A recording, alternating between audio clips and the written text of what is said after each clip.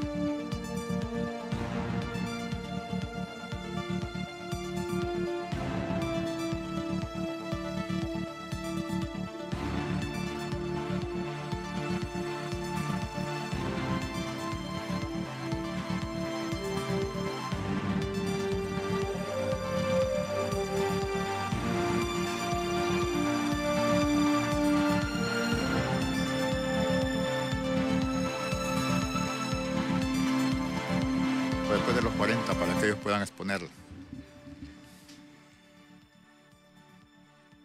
Buenas tardes, estimados amigos y amigas, bienvenidos a esta emisión de Cuarto Poder.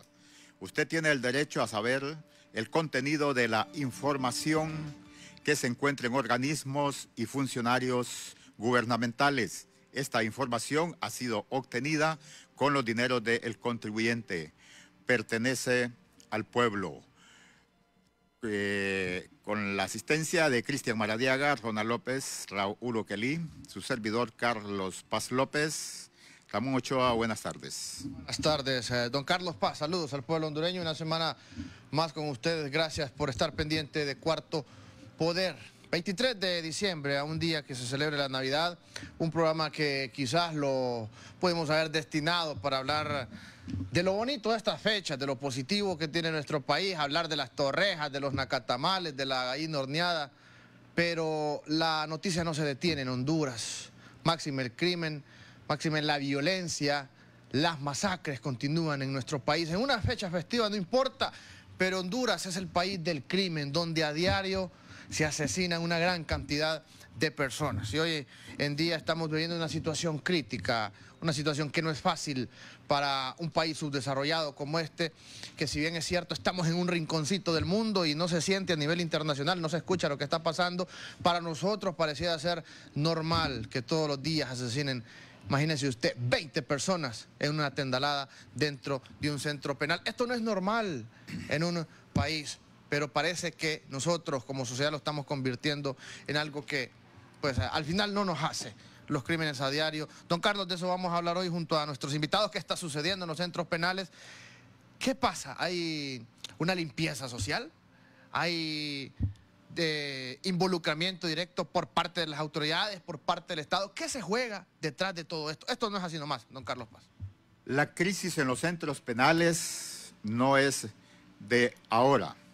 En el país, para doña Alba Mejía, del Centro de Prevención del Centro de Prevención para la Rehabilitación contra la Tortura de los Privados de Libertad, es una gente empobrecida, excluida de la justicia social y también de la ausencia de la justicia penitenciaria. Doña Bueno, Alba es Mejía. grave, como siempre ha sido históricamente.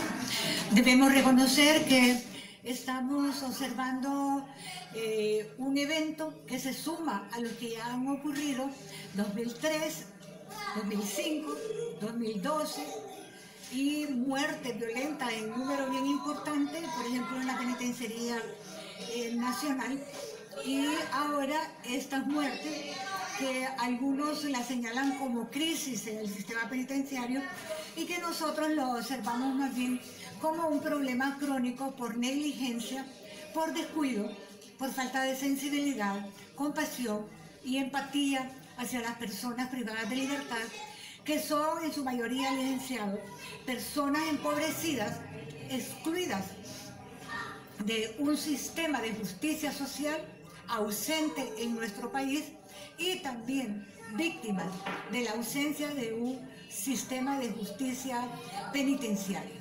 Doña Alba, las organizaciones de derechos humanos que trabajan con los privados de libertad, ¿qué coordinación tiene con el CONADE para que el Estado de Honduras cumpla los compromisos de los protocolos facultativos para que no sean maltratados de migrantes los tratos que dan en los centros penales?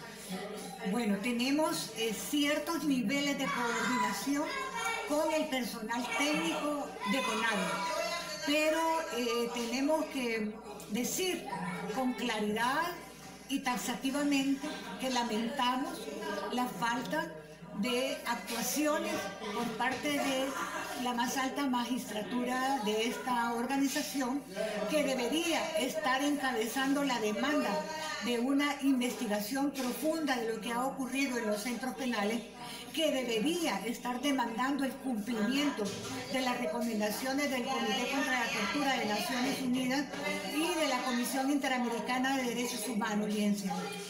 Cuando dicen la más alta magistratura, lo referimos al comisionado doctor Roberto Herrera Cáceres. Afirmativo, como decían los militares en los 70s. Ajá. La otra consulta. Primero fue el Centro Penal El Porvenir en Atlántida, San Pedro Sula, Comayagua y ahora la tragedia. ¿Cuáles serían las medidas que tenía que aplicar, en este caso el CONADE, CONAPRED, para prevenir estas tragedias que estamos viendo? Acercarse al Instituto Nacional Penitenciario y exigirle que en lugar de seguir los mandatos del Consejo Nacional de Seguridad, se atuviera al cumplimiento de la ley del sistema penitenciario, de la política nacional penitenciaria que gestionó el PNUD en el año 2015, que cumpliera con la desmilitarización, que le dieran a las personas privadas de libertad la oportunidad de trabajar y no quitarle sus herramientas de trabajo como lo ha hecho la policía y los militares en el último periodo. Deberían haber estado más presentes en el sistema penitenciario y eso no ha ocurrido. No podemos decir eso de CONAPRED.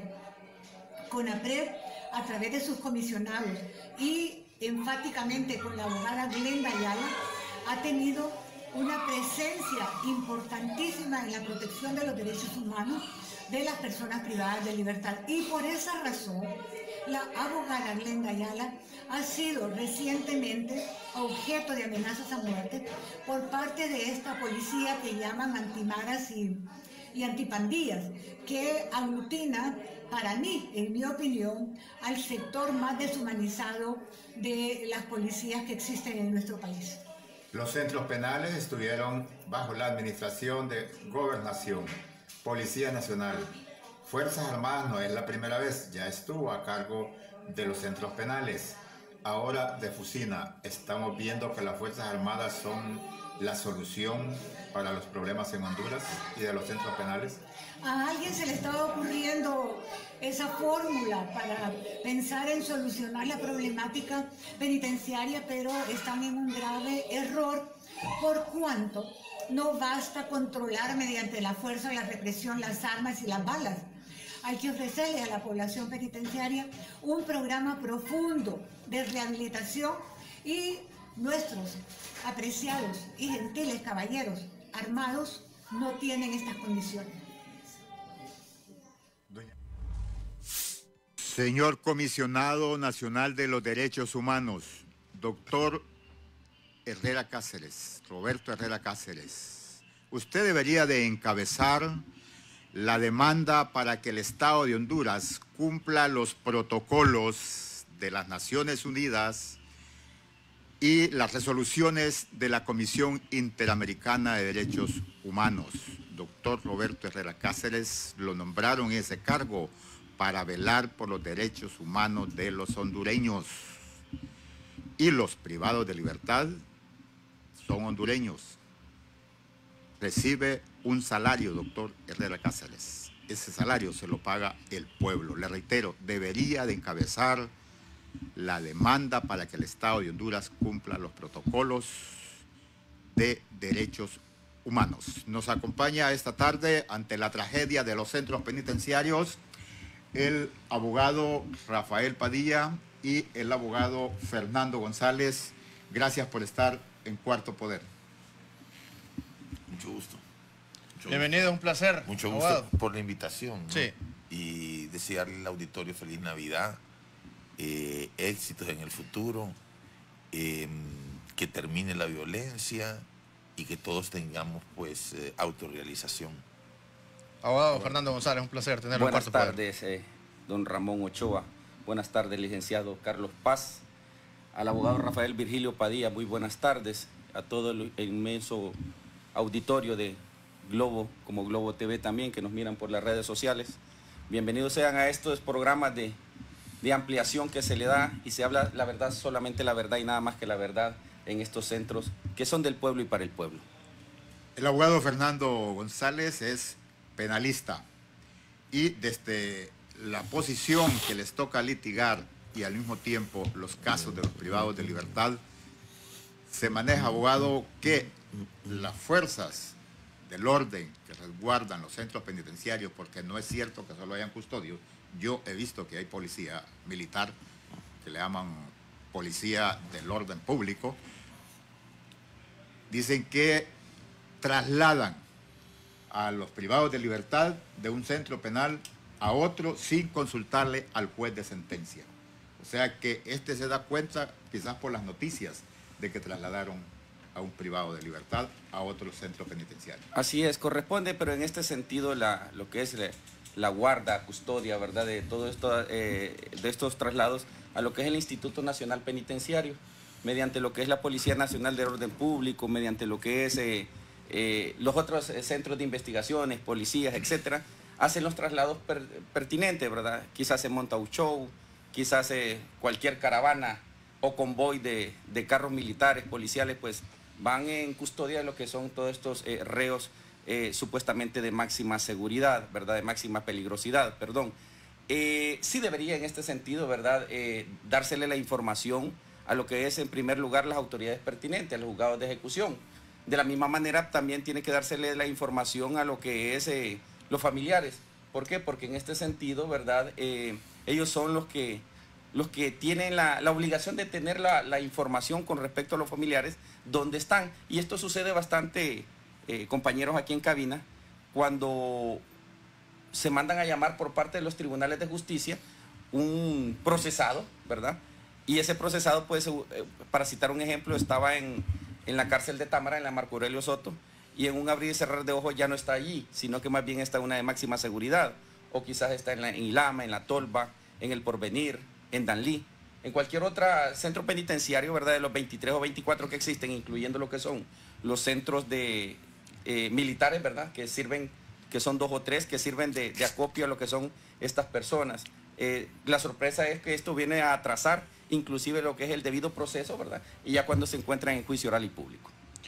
Sin duda alguna que la población, la pregunta que se hace, abogado Rafael Virgilio Padilla, es ¿quién está detrás de todo esto? ¿A quién le achacamos responsabilidad? Porque siempre buscamos responsables cuando ocurre una crisis de estas magnitudes. Volteamos a ver hacia las autoridades penitenciarias, hacia las autoridades de más arriba, los que controlan el gobierno en este momento.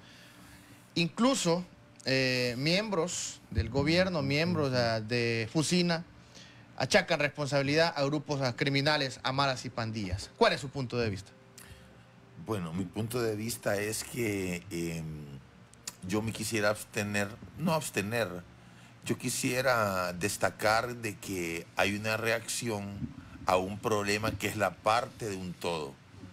El todo es la crisis del sistema penitenciario y varias consideraciones que quisiera destacar. En primer lugar, que esta gente que muere es sumamente pobre, que el crimen organizado o no organizado está muy vinculado a la pobreza, está muy vinculado a la falta de educación, está muy vinculado a la falta de oportunidades, está muy vinculado a la falta de garantías de derechos humanos. Así que nosotros no podemos preguntarnos por qué pasa esto, porque tenemos descuidado toda la parte formativa, rehabilitante, de despreocupación por la pobreza, de despreocupación por la educación.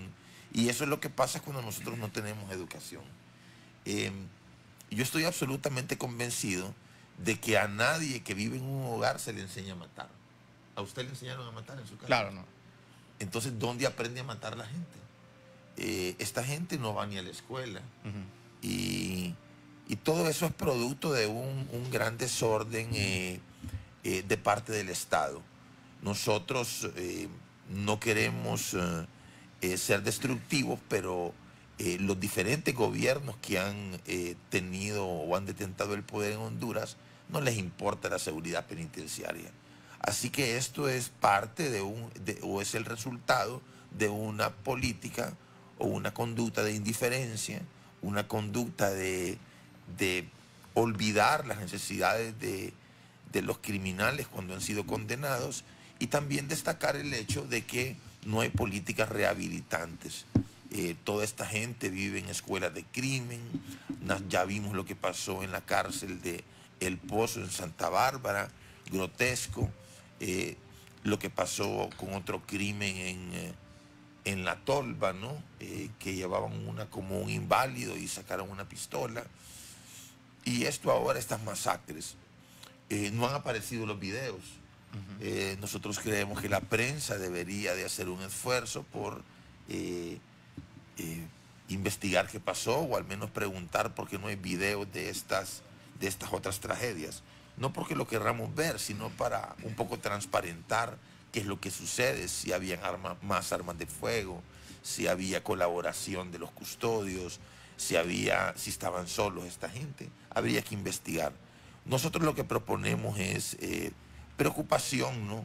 por esto, ¿no? Hay varias alternativas para solucionar esto. Una de ellas, bueno, primero reconocer que el Estado ha fracasado y que no puede manejar la seguridad dentro de los centros penitenciarios. Así que nosotros, por ejemplo, que nos oponemos a la privatización, creemos que este sería una de las poquísimas áreas en que la privatización es una necesidad. Ahí está este gobierno de Juan Orlando Hernández, que tiene una excelente relación con el Estado de Israel. Los israelitas son expertos en seguridad. Bien podrían ellos tomar a nivel de gobierno o a nivel de empresa privada la conducción de los centros penitenciarios para que no sigan sucediendo este tipo de cosas. Pero habrá que hablar mucho. Seguro hay mucha tela que cortar en ese sentido. Y seguro hay mucha tela que cortar en ese sentido, y habrá que estudiar el caso, discutirlo, observarlo detenidamente, hacer muchas preguntas para sacar una conclusión. Pero que debe terminar esta tragedia, pues nosotros, al menos desde nuestras pequeñas organizaciones políticas, estamos dispuestos a ponerle el ojo a este hecho.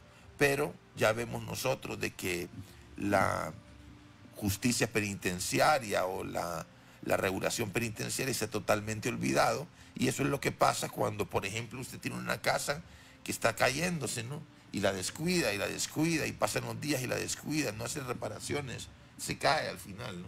Y esto lo que pasó es que reventó un problema. Bueno, el caso no es nuevo. Recordemos el Porvenir, de la Atlántida, la primera masacre, pues, después si seguimos igual, después Comayagua. Va a seguir lo mismo, va a pasar otra vez dentro de 5 años. El planteamiento en Honduras genera suspicacia que las crisis, las tragedias como la que estamos viendo son planificadas. Generar esa situación por la cual, pues, la familia, los privados de libertad, las familias y el Estado de Honduras está pasando. ¿Es para privatizarlas? ¿Para concesionarlas? Yo creo que voy a coincidir con lo del abogado Rafael Virgilio. Creo que hay necesidades que se crean en el mismo sistema, en el mismo ambiente. Creo que sería bueno, de manera muy personalísima lo estoy diciendo, lo que es una privatización en lo que es el sistema carcelario. Tomando en cuenta que en este sentido, ¿verdad?, el sistema carcelario viene siendo un negocio. En los Estados Unidos de Norteamérica el sistema carcelario es un negocio. En Honduras se está volviendo un negocio. ¿Por qué? Porque ya el nuevo código le está dando a usted una nueva facultad de usar grilletes.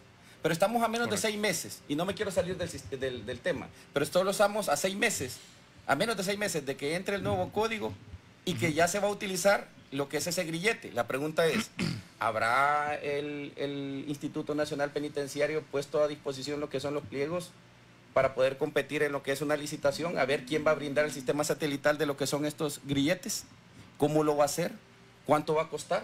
Entonces, ¿qué es lo que pasa? Que esto ya está volviendo lo que es algo meramente mercantilista, como lo es en Estados Unidos. En Estados Unidos hoy entra una persona, mañana saca. ¿Por qué? Porque hay fianzas que pagar. Aquí, ¿verdad? Todavía el sistema de fianzas no ha entrado en ese auge, pero ya va a venir dentro de menos de 6 meses, esto ya va a entrar en vigencia, pero hay que ver que no estamos preparados para hacer este tipo de conversiones, ¿verdad? Matemáticas y financieras, para que en este sentido, pues, pueda entrar en lo que es la funcionalidad del dinero. Sí. Del tilín, tilín, como dice el amigo. Disculpen, pero ¿por qué la presión a la sociedad con estas tragedias donde se pierden las vidas humanas de los privados de libertad? Por eso mismo, licenciado, porque se van creando las necesidades. Se va a crear la necesidad en este sentido de lo que es la privatización de los centros carcelarios.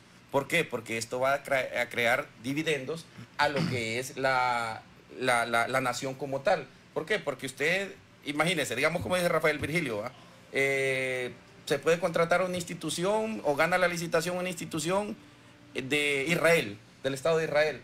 Ellos van a cobrar por cabeza, casi son como 25.000 o 27.000 personas que están en los centros penitenciarios. ¿Cuánto va a costar, digamos, lo que es la rehabilitación de esta persona? Y no solo la rehabilitación, también la reinserción. Y a veces, ¿verdad? Somos doble moral aquí en la misma sociedad, porque puede estar rehabilitada una persona, pero nadie lo va a reinsertar. ¿Por qué? Porque el Estado no le va a dar esa garantía de que esa persona, efectivamente, como así lo tiene que ser, esta persona está rehabilitada. Ahora le pregunto, ¿usted le daría trabajo a una persona que purgó una pena allá adentro o que anda lleno de tatuajes? Lo vamos a fustigar, lo vamos a señalar porque está tatuado, porque está lleno, tapizado de tatuajes. Sería la pregunta del millón. Entonces nos volvemos en este caso, licenciado, ¿verdad?, en unas personas inclusive de doble moral, porque nadie le va a querer dar trabajo a este tipo de personas. ¿Será entonces el gobierno? ¿Será entonces, verdad, los entes gubernamentales que tienen el deber y la obligación de obligar en este sentido a lo que son las empresas privadas a darle, verdad, la oportunidad a todos y cada una de estas personas que se van a poner en manifiesto? Ya viene lo que es una amnistía que van a cubrir más de 4.000 personas. La pregunta es, yo no estoy en contra de eso. ¿Están preparadas estas personas para ser reinsertadas a la sociedad civil? ¿A la sociedad normal? Esa es la pregunta del milenio, ¿verdad? Y la pregunta se le extiendo. Con las cárceles de máxima seguridad, porque antes nosotros mirábamos incluso las granjas penales, donde usted pues tenía activo el presidiario, se hacían hamacas, llegaba el Infop incluso a dar ciertos cursos. Hoy en día en estas cárceles de máxima seguridad no se mira eso, no se mira la atención para que el presidiario pueda ser rehabilitado. Y me voy más allá con la pregunta. Usted dice que está de acuerdo con una privatización de las cárceles. ¿Funcionaría la rehabilitación de los presidiarios siendo manejadas por empresas privadas? Claro que sí, porque en este sentido, dentro de ese programa está el autosostenimiento de la misma cárcel. Le voy a poner un ejemplo. La granja penal de Danlí. Ajá. La granja penal de Danlí. ¿Qué se produce en Danlí? ¿Por qué es famoso Danlí? Por sus tabacaleras.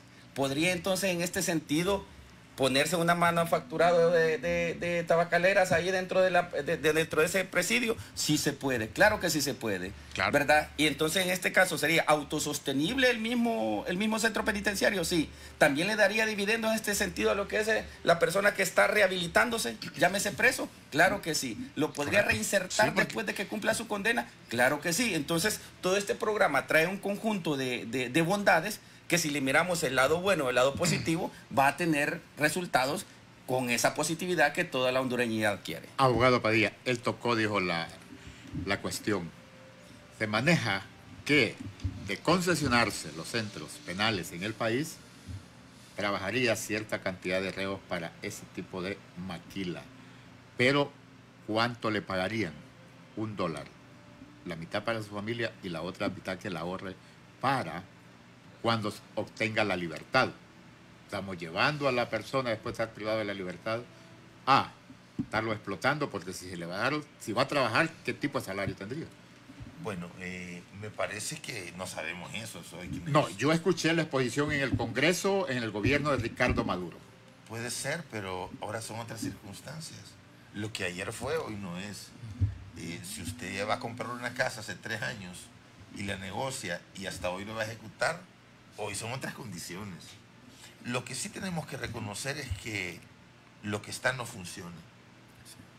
No funciona. Matan a la gente, usted mismo reconoció el Porvenir, que fue un crimen espantoso. Lo del caso de Magdaleno. Magdaleno Mesa. Magdaleno Mesa. Y miles de casos más, ¿no? Debe ser un infierno vivir allá adentro. Claro. Y hay que cambiarlo. Pero para cambiarlo hay que tener voluntad política y no hay que satanizar las alternativas. Nosotros hemos visto que el presidente de la República es gran amigo de ese Netanyahu. Y el gran amigo de Israel, ¿no? Es gran amigo de los Estados Unidos, donde las cárceles son privatizadas. Y lo que queremos es encontrar soluciones sin satanizar nada, porque lo que está no funciona. El hondureño tiene también, hay un problema cultural, ¿no? De que los guardias ganan muy poco, ganan 8.000, 10.000, y les ofrecen 200.000 lempiras, les ofrecen 1 millón de lempiras, les ofrecen 5 millones de lempiras. No todas las, para usted estar preparado, estar capacitado contra la corrupción, usted tiene que haber estudiado, usted tiene que estar formado.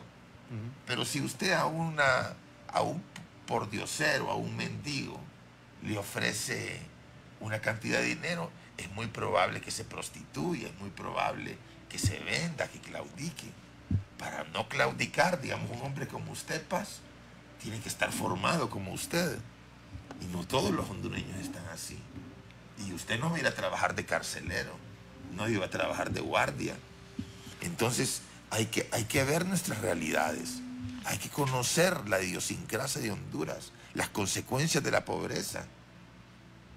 Las consecuencias de la pobreza son graves. La gente se prostituye, la gente se vende, la gente claudica, la gente cambia, la gente engaña por la pobreza. Pues usted dice que el tiempo ha transcurrido. Vayamos al presente. La intervención, pero no se enoje conmigo, no se enoje conmigo. La intervención de las Fuerzas Armadas al mando de los centros penitenciarios, que es la respuesta inmediata del momento. Sí. El presidente está al mando del Consejo de Defensa de Seguridad Nacional. ¿Qué nuevas estrategias o técnicas podemos ver que no se hayan aplicado en 6 años para la solución inmediata? Sería la consulta. Y la otra parte es, las Fuerzas Armadas y la policía ya estuvieron anteriormente dirigiendo los centros penales. Por eso le digo, ¿queremos hablar? Agárrala, seguila. Okay. Bueno, por eso le dije, lo que tenemos no funciona. Lo que hay no funciona. Se han tratado de varias maneras. Y nosotros creemos que hay que estudiar la privatización ya como el siguiente paso. Quizá municipal, no sé. Tal vez sería un poco reincidente, pero hay que estudiarla, no se puede hacer un grupo de gente notable. Ahí está el partido del abogado, que es un partido que tiene formación de disciplina. Ahí están los otros partidos, puede haber varias gente que puede aportar, ¿no?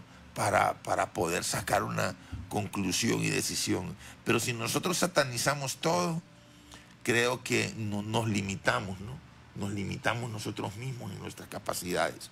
Nosotros creemos de que hay soluciones, pero es la parte, esto es el accidente. Lo esencial, el todo, lo más importante es la pobreza que vive la gente, la falta de oportunidades. La punta del iceberg, esto. Sí, esto es una cosita, ¿no? Con una gran tragedia y una secuela de muerte espantosa que nadie la quisiera vivir. Las cárceles son un medidor social. ¿Usted quiere saber cómo está un país? Visite 3 medidores. Visite mercados, visite hospitales y visite cárceles. En los mercados usted va a ver cuánto billete se mueve. En los hospitales va a ver cuánta enfermedad se combate o cuánta enfermedad nos ataca.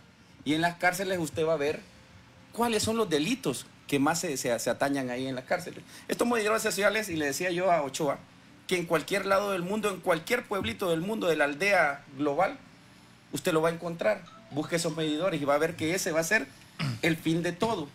Yo voy a hacer mías las palabras de Rafael Virgilio, es de ponerlo en estudio, Y con la pregunta que usted hizo, licenciado, ¿por qué se le da a los militares? ¿Y a quién más se le podría dar? A las hermanitas quizás del convento, tampoco, porque no tienen esa formación siquiera primordial de lo que es obedecer, de lo que es dirigir. Entonces, para bien o para mal, las Fuerzas Armadas, pues démoselo a ellos, porque ¿a quién más? Podría tener la intervención de la Cruz Roja también, ¿verdad? De la iglesia, porque el problema no solo es del gobernante, el problema es de todos. Gracias a Dios no tengo ningún familiar, pero cualquiera de nosotros podría llegar a tener un familiar allá adentro y vivir en zozobras. Usted habló de un ejemplo de privatización que en Estados Unidos es muy común, pero en Estados Unidos los militares no participan dentro de los centros penitenciarios. Ahí existe incluso una educación específica para los policías, para las personas que van a atender adentro de los presidiarios que ni siquiera tienen armas y ellos saben cómo tener ese control específico. ¿Por qué darle aquí toda la solución a los militares, incluso hasta en la agricultura? Tenemos a los militares, solo falta que los pongamos a predicar en las iglesias, que los pongamos en las aulas a dar clases o que los pongamos a operar en un quirófano. Yo en este caso, con respecto a lo que es el fondo que se le dio con respecto a lo que es la agricultura, yo estoy en desacuerdo, ¿verdad? Sí. Quizás podría ellos, ¿verdad?, tener una tutela, quizás podrían tener una directriz de personas que tienen el conocimiento amplio y suficiente de lo que es el agro. Estamos poniendo en este sentido, ¿verdad?, lo que es una política alimentaria, pero eso ya es otro tema. Correcto, sí, ¿verdad? Pero si nos enfatizamos y agarramos profundidad a lo que es el problema penitenciario en Honduras, los únicos que nos pueden salvar, dentro de lo que cabe decir, son los militares, sí, ¿verdad? Que no se le dé todo el tiempo, así como las interventoras, que se le da casi 6, 7 años, es otro problema. 6 meses, para muestras un botón, en 6 meses pueden poner una pauta que seguir, y si no se puede con esta carga, podrían ser, en este caso, pues tener punto honor, tener esa valentía, tener esa hidalguía de decir, señor presidente, mejor las recomendaciones que podemos hacer esto es privatizar. ¿Por qué? Porque no podemos con esta carga, porque tratar con personas que han delinquido, tratar con personas que se quieren rehabilitar y de ahí reinsertar, va a ser totalmente difícil. ¿No podrían hablar brevemente de la experiencia de los concesionamientos sacando a Estados Unidos? Hablaban de Israel, que tiene ese tipo de servicios. Bueno, empresas. Bueno, para continuar quiero mandarle ¿puedo mandar un saludo? Sí, claro. Quiero mandar un saludo a un gran líder del Partido Anticorrupción, al licenciado Hermín Urquía, que nos está notificando que está sintonizando la exposición del gran abogado Fernando González y de los compañeros acá en la cabina, ¿no? Sí. Saludos, Hermín. Ponete pilas allá con el PAC. Vaya, está bien. Se vale, ¿verdad? Eso es lo que le voy a cobrar el presidente. Sí, ya. La cuña esta, sí. ¿Verdad, Virgilio? Sí, vuelvo a repetirle, ¿no? Hay que trabajar mucho en rehabilitación. Nosotros lo decimos porque usted sabe, Paz, que usted es un hombre formado de las tendencias internacionales. Israel es un país especialista en seguridad y es un socio del gobierno de la República en varios proyectos, ¿no? Son expertos también en el tema del agua, son expertos en defensa. Es decir, eso no es un secreto para nadie. Y los Estados Unidos, ¿verdad?, que tienen los misiles y todo, y el Chapo Guzmán preso ahí en una cárcel de altísima seguridad. Ellos, si son tan amigos de Honduras, pueden darnos una asesoría. No nos oponemos nosotros en nada. Ahí vamos al campo internacional. Honduras es firmante de una serie de protocolos. Yo creo que todos firman en Honduras. Sí. Honduras pone lo que le firman, sí, firma lo que le ponen. En este caso, el Comisionado Nacional de los Derechos Humanos se crió CONAPRED, que por cierto creo que están al tanto que no hay comisionados en CONAPRED, los que están ahí, todavía falta que los ratifiquen, y me dicen que Orly Solí incluso ya se fue porque no se da paso en el Congreso. Pero ¿Cómo se quedaría ante esos protocolos? Yo tengo un reclamo, y esto sí me parece muy serio. Vi también que ejecutaron a un señor apellido Armas, sí, que era el seguridad que lo habían separado. Me parece una gran ingratitud no porque sea amigo de Armas ni de nadie de ese estamento, sino porque vi que andaba sin seguridad y que a esta gente le retiran la seguridad inmediatamente que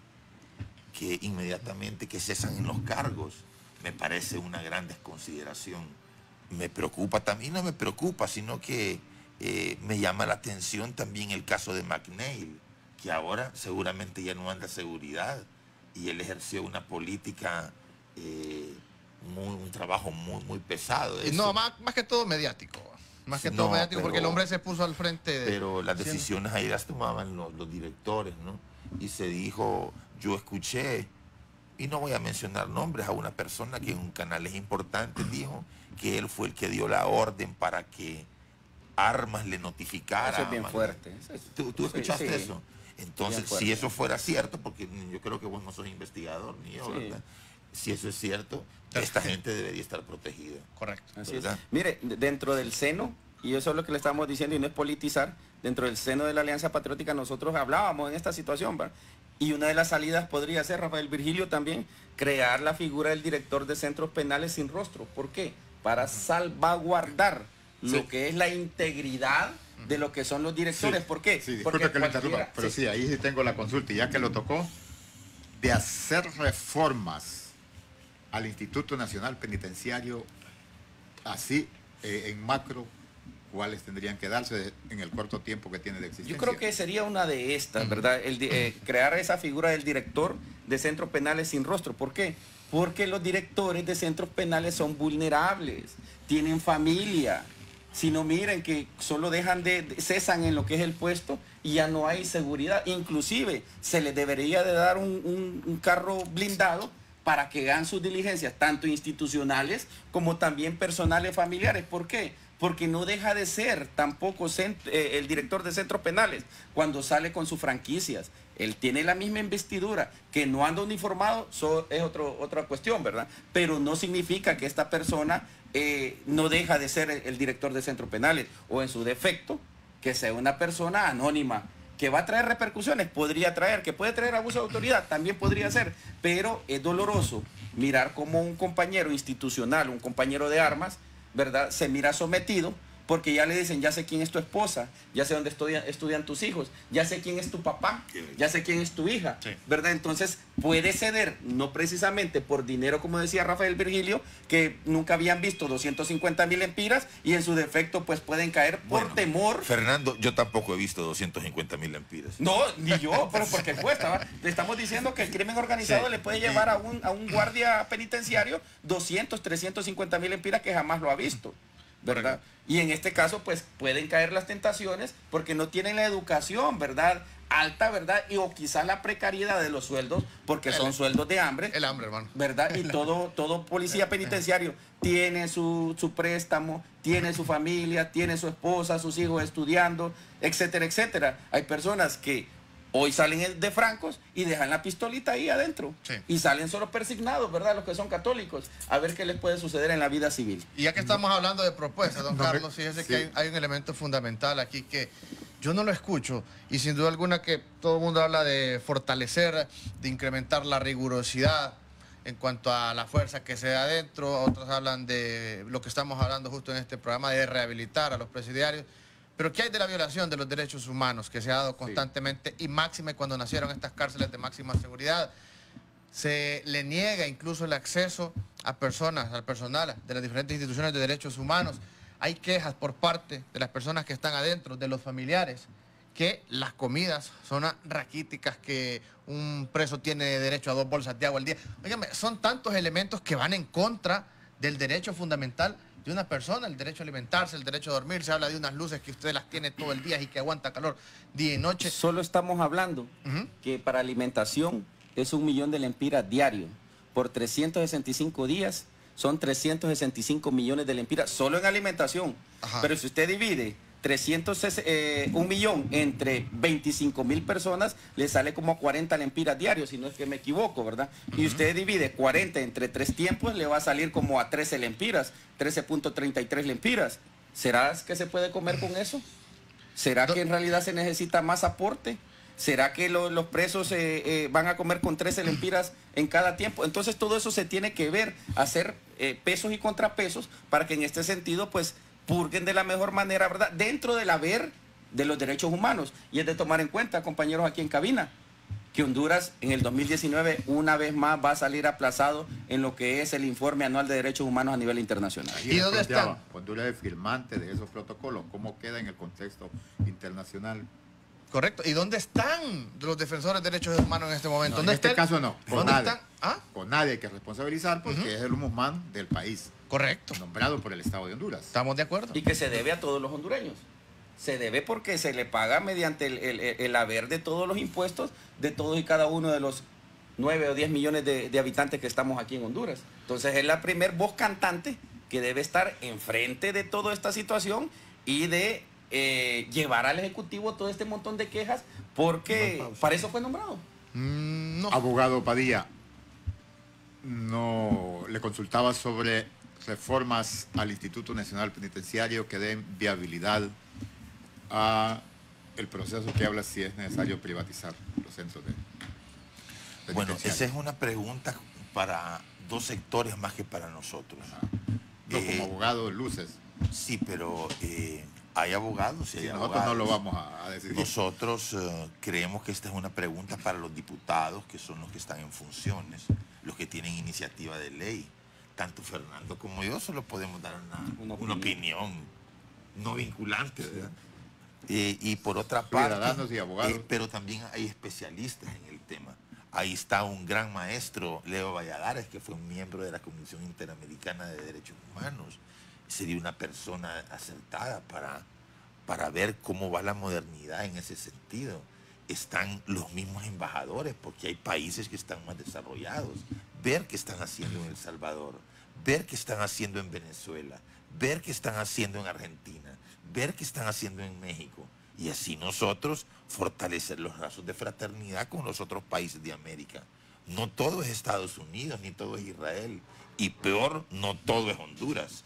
Honduras es un país, creo que es el más atrasado de América. Y hay que pensar por reconocer eso. Y al reconocer eso, nosotros podemos obtener ayuda de otros países. No necesariamente tenemos la respuesta aquí, Fernando y yo. Creo que hay que ver, además, en política o en cosas de Estado, nunca, y que lo oiga la opinión pública, nunca hay que tomar decisiones apresuradas. Hay que estudiar, hay que analizar, hay que reflexionar, hay que preguntar antes de tomar una decisión. Nosotros creemos de que es muy importante los partidos políticos, es muy importante la sociedad civil. Fernando y yo aquí apenas tenemos una opinión, allá en el rincón, ¿verdad? Pero nosotros invitamos reflexivamente a hacer las consultas. Ahí están los familiares de los presos también, que La están visitación por organizados en una asociación. Hay que preguntarles qué quiere la gente. Hay que preguntarle a las víctimas. A la Cruz Roja. Es verdad, la Cruz Roja, como dice acertadamente Fernando.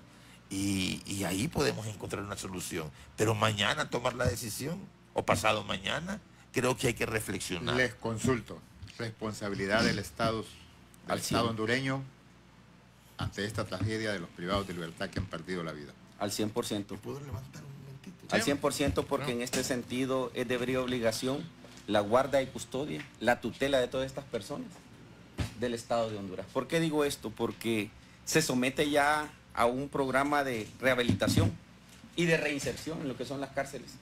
Y en este caso pues recaerá en el Estado hondureño cualquier demanda nacional o internacional que pueda venir, ¿verdad? Y que al fin y al cabo quien paga todas estas demandas multimillonarias somos nosotros a través de lo que son nuestros impuestos. Así de sencillo.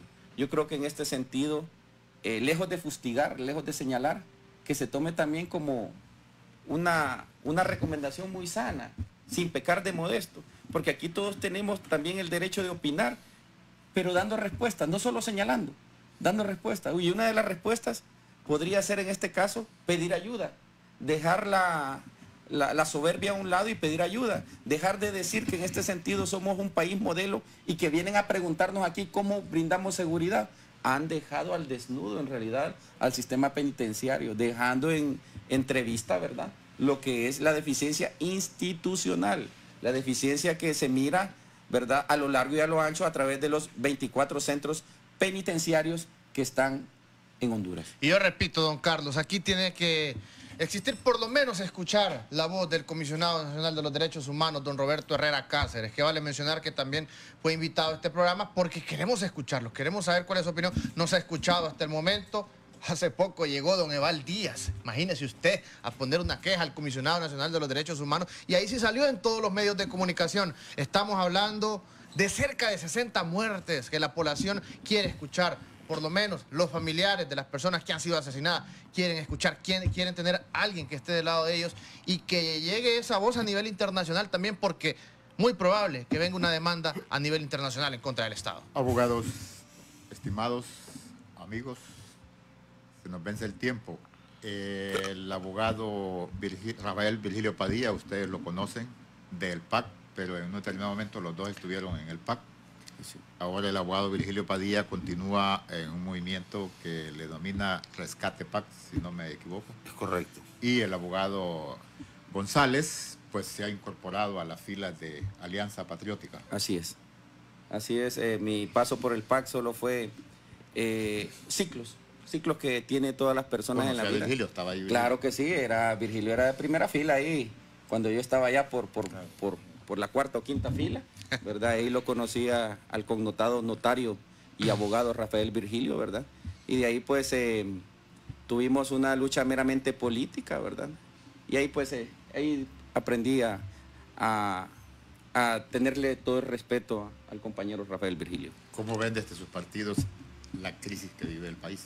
La crisis es de todos, la culpa también la tenemos todos los partidos políticos como todos los hondureños, porque si nos hacemos un haz de voluntades, nosotros podemos llegar lejos, pero cuando jalamos por nuestro propio ritmo, por nuestro propio destino, por nuestra propia línea, nos dividimos y al dividirnos perdemos fuerza.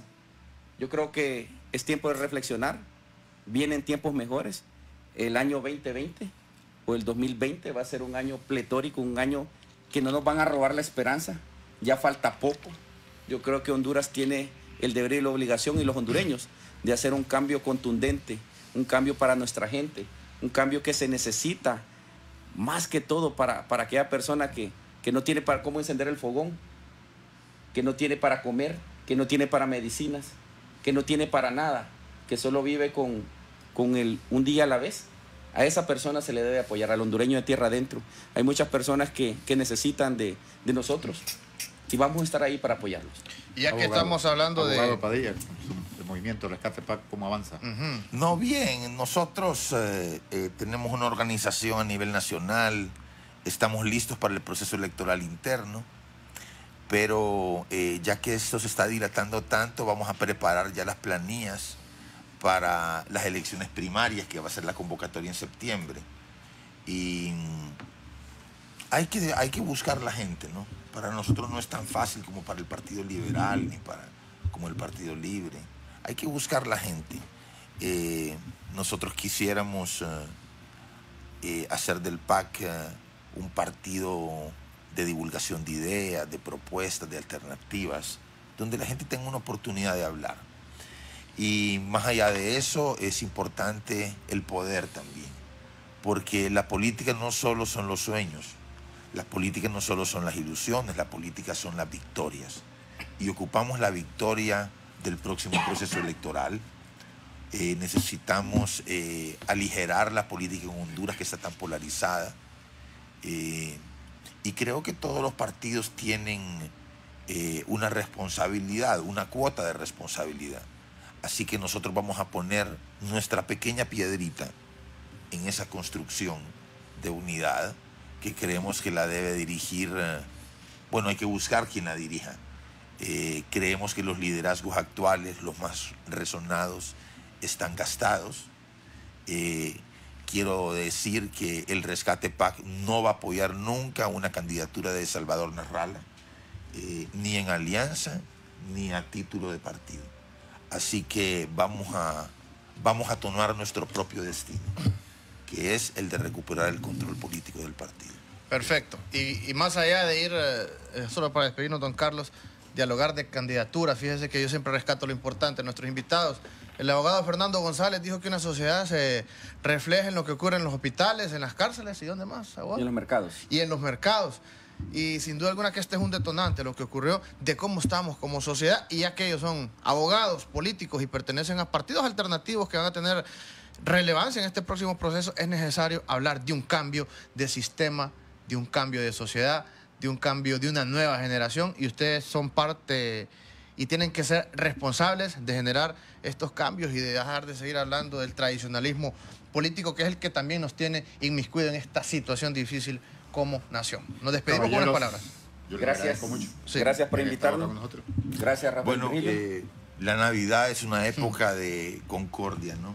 De respeto, de reflexión.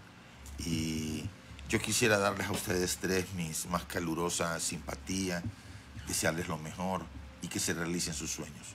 Y al pueblo hondureño también, ¿no?